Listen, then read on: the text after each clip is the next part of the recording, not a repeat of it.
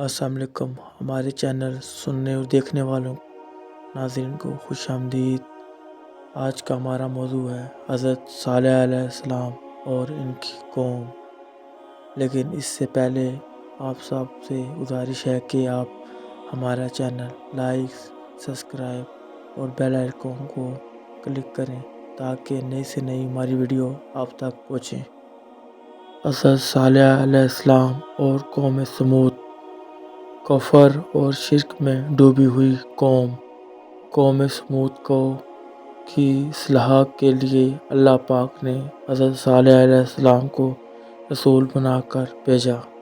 ترجمہ: کنز العرفان۔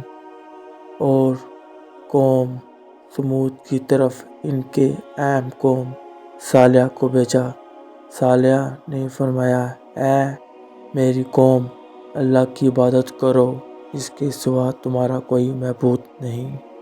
سیرت النبی کتاب میں ہے، آپ علیہ السلام نے قوم سمود کو اللہ پاک کی نعمتیں یاد دلا کر بھی سمجھایا کہ اپنے اوپر خدا کی نعمتوں پر روانی دیکھو اور اپنے عمل دیکھو، لہذا اطاعت کا راستہ اختیار کرو۔ سیرت النبی۔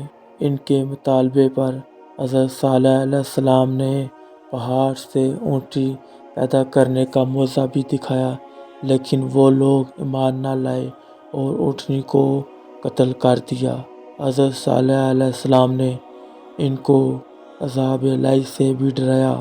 عذاب الہی کی بات سن کر قوم نے کہا، اے صالح، اگر تم واقعی رسول ہو تو وہ عذاب لے آؤ جس سے ہمیں ڈراتے ہو۔